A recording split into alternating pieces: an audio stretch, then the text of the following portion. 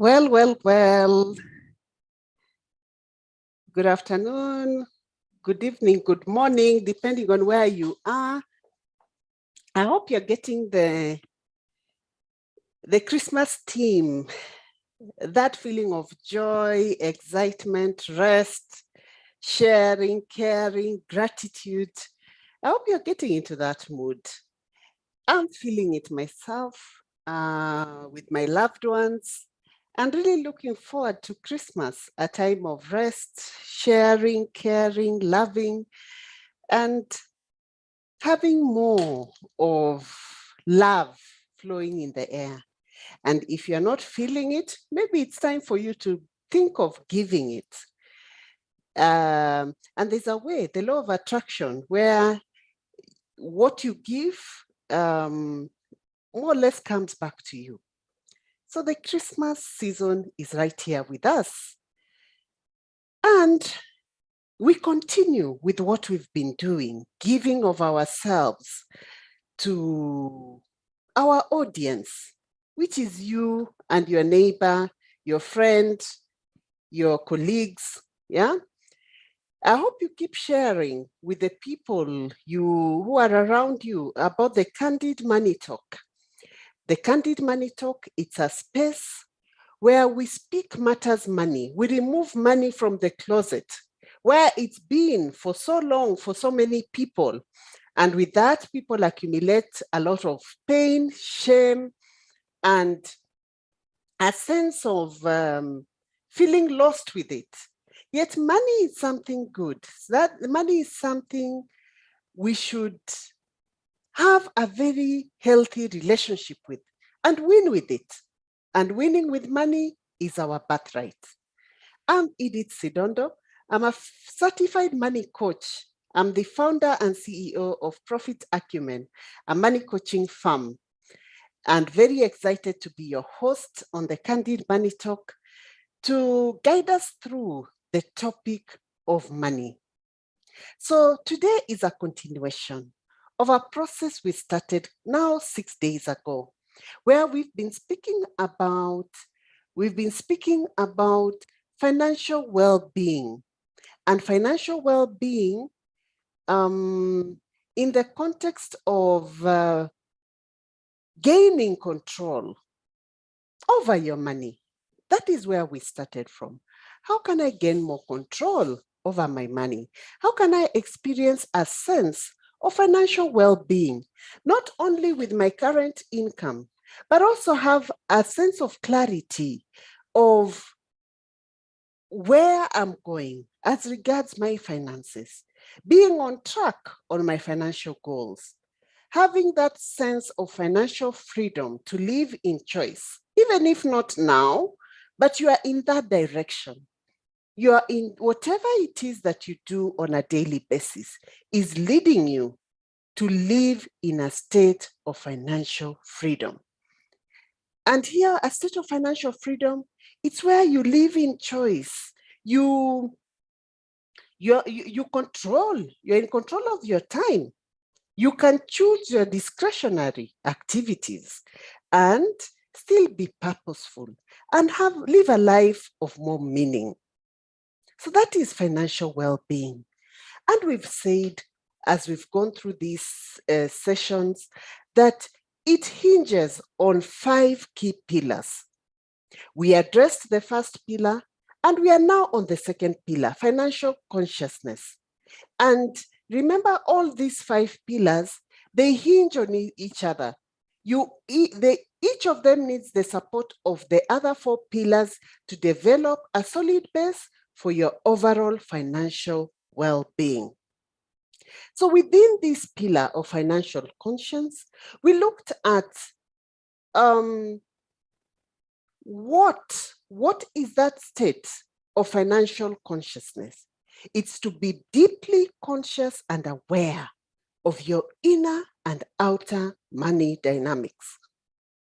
Often we relate with money from only the outer dynamics, the transactional world, how I make money, how much I save, how much I spend, how much debt I take, how much I invest, and forget the driving seat of these transactions. These actions are driven from a deeper place, from your level of consciousness. And we have tools, the money archetypal system, of actually seeing where are you at as regards your relationship with money. Remember these 8 money archetypes? They do not describe who you are, but where you are at as regards how you relate with your money. And we've addressed all the other 6, the innocent, the warrior, the martyr, the creator, artist, the fool, the victim. If you'd like to follow us and to link this session with the previous sessions, please feel free to go back to session 33 to now. Today we are on episode 35. And today we'll address the 2 remaining money archetypes. That's the Tyrant and the Magician. And I'll speak about the Tyrant. And all of us have a bit of tyrant within us, yeah? But it's the extent that sometimes really define how active this is in the way you deal around money. So the tyrants use money to control people, events, and circumstances. Often you find tyrants are hoarders of money, using it to manipulate and control situations, including people. And you can have tyrants. When we think of tyrants, we think of people who are very far. Yet these are people who can be within us. It can be your husband, it can be your wife, it can be your child, it can be a relative, your mother, your father. Yeah. So you'll find that that is a pattern that sits within them. Tyrants may have everything they need or desire. They never feel complete. Yeah, however much they hoard and have and things they have, there's a sense of void within them, and they are not, and that causes discomfort and a sense of inner turmoil. They are not at peace. So their greatest fear is loss of control, and they are often overly looking for spaces where they have dominance and they're in control. So you find they're often purely self-interested. It's about me. Even you find in their conversations, if you really listen in, you'll find it navigates about me, myself, and I. So it's all about power and control for its own sake, and will forsake other people if necessary to gain more of it, more of power and control. And with that, they are rigid, manipulative. Yet in them, they have a lot of fear of losing that control. And they become oppressive, not very good people to be around. They are prone to rage and violence and noise, and critical and judgmental. How their human tone often you find is not very pleasant. It rubs people the wrong way. And tyrant is, they can really manipulate you, yeah, to fit into their way. So you find as much as they use money to control, they're not often as rich as they appear to be. Yeah, from the outside, they look the part, but often not really. And you find often tyrants are tied up very well with the innocent. And often, what I've noticed in my work, often you find the tyrants are actually financed by the innocent. Yeah, because the innocent bury their heads in the sand, and these people have the rage and to show like they are with it. They are often actually financed by the innocent, yet they carry the weight of, they are the ones with the money and they used that to control people. They are often, in spite of their apparent success, very fearful, rarely feel a sense of fulfillment. So tyrants suffered from a condition of more, always not feeling they are good enough. So we have a bit of those tyrants, each of us, but the extent. There are people who this is very active and significant, and in their leadership, it comes out as their way of leading people by controlling, manipulating, oppressing. So tyrants. So pay attention. Are you one?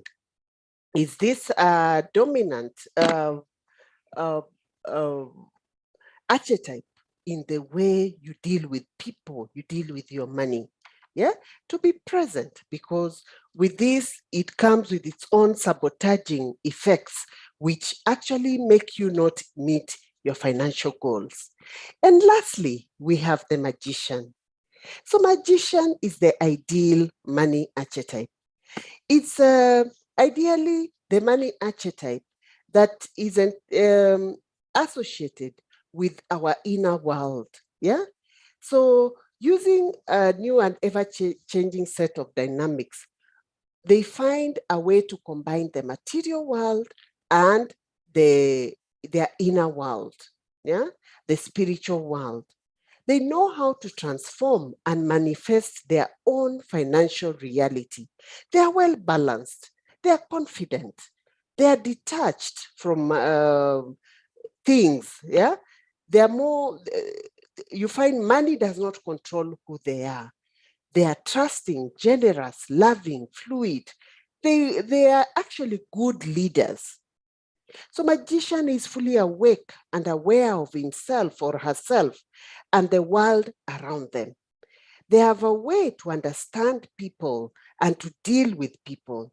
Magician is armed with knowledge of the past and has made peace with their personal history, and understands that their source of power exists within, yeah, within and in the ability to see and live the truth of who they are. Yeah, that self-awareness, self-knowledge, inner balance. So they are vibrant, irrespective of what is going on their surrounding.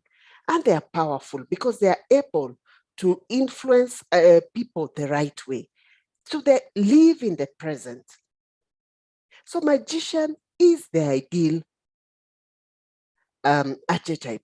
They are always connected, and they have a way to create the right environment around them. So each of us, ideally, if you look at where we came from, we were all born as innocent, little, bubbly children with no ill feelings. I often say that each of us were born a magician, but out of our daily influences, the things, the environment we interact with in our childhood as we grow up, you find a lot of this is lost. We become less trusting, we become less loving, less generous, we are worried, we gain a level of fears, so much fears around us. That magician becomes beaten up as we grow up.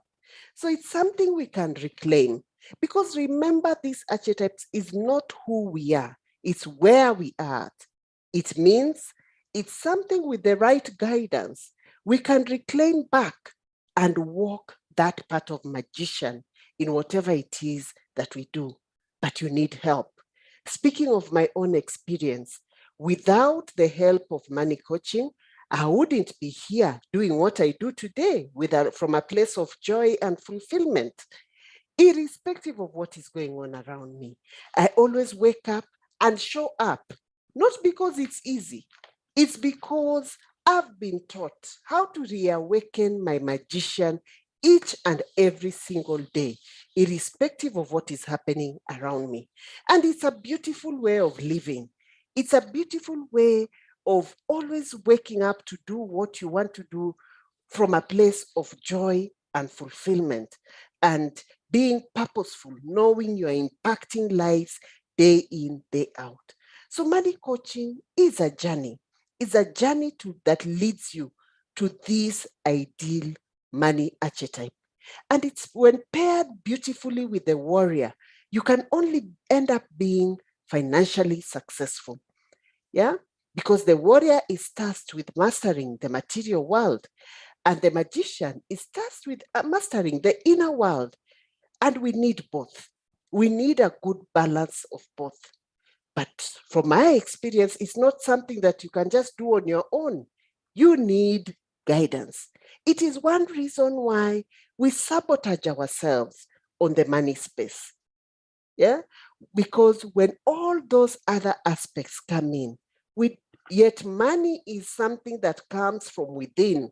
When your inner state is not reflecting a magician, reflecting a good combination of a warrior, you find you are the number one sabotage of self on your desired money goals. So there are so many influences in our lives that we don't realize, and there's a sense of feeling disempowered with those things that influence us. So without knowing how to navigate, the steps to take to get to these desired patterns, you find you just keep going in, day out, rat racing, and money having an inner side. Yeah, money is not only having outer dynamics of transactional world. You'll find we keep sabotaging ourselves. So I would advise and I would encourage all of us here to book for your discovery call. Do yourself that favor. Get into a discovery call. We'll share a link at the end of this video, either on top or below, depending on the social media channel that you're joining us from. Book your discovery call and begin the journey to unearth the hardwired patterns that are driving your money behavior. What often you find, people have a way to hesitate to spend on self, especially on things that develop self. There's a tendency to spend on the things I can see, touch, feel, yeah, on the material things. But what you don't realize, that your money pains remain. Unless you're very intentional and you address them, they're right there, waiting for you. After all these material things that you've put on the table, you find these things still manifest themselves. And we are passing them on to the next generation because they are things we picked from our childhood. So if you don't pay attention on them, they influence your life. You find many people go 6 feet under not having touched their goals. They were just on their lips and in their minds. And then we pass on that same structure to the next generation. So let's be intentional to change this. Book your discovery call and let's meet on that space and begin your money transformation journey. So we have the Christmas value pack. I'm very excited about this. The money journal is on offer for 3,000 shillings. You get 2 copies for you and your loved one. This journal is very useful because it's an essential guide for you and your money. It addresses the 5 areas you need to thrive on your money dynamics. And on all those areas, you have guided notes on what to do. Then with empty spaces for you to journalize. Very exciting. We have very few copies remaining. So many people have ordered for this money journal. And don't be left out. Grab your copy and one for your loved ones and begin this journey of transformation. If you get 20 copies and above, you get 2-hour training for free with your group of chama, family, colleagues, yeah? So you can come in as a group, get 20 copies and get a free training to prepare you for 2022. The Money Coaching Hub, an online collaborative learning space for professional women both in business and employed. This forum really excites me because every time you come up re-energized for the month, because we meet monthly. On the first Friday of the month, we meet online, 6 p.m. 8 to 8 p.m. East African time. And at that time, we tackle a subject within the theme of the month. Q1 2022, our theme is attract your desired income. Very interesting. Attract your desired income. So it's a space you cannot afford to miss. Join us in the Money Coaching Hub. So remember to grab a free copy of your ebook on that same link where you'll get the discovery call. It will be posted at the end of this video. Get your free treat, a simple start guide to elevate your financial well-being. Always excited to be here to pour my heart and soul to you on this subject that excites me so much. I'm so glad that I do this. I'm so grateful. There's one thing I thank God for is what I do, because I get a lot of fulfillment from it, especially when I see the transformation in people. So I look forward to the next episode. This was episode 35 of the Candid Money Talk. And get into the Christmas mood. Christmas is a big thing. I mean, the Savior of the world came to us. It's a big thing. Get into the Christmas mood. Have your crib, decorate your environment, and re-energize everyone for us to get into the Christmas mood. I am grateful to have been here. I look forward to the next episode. Bye for now.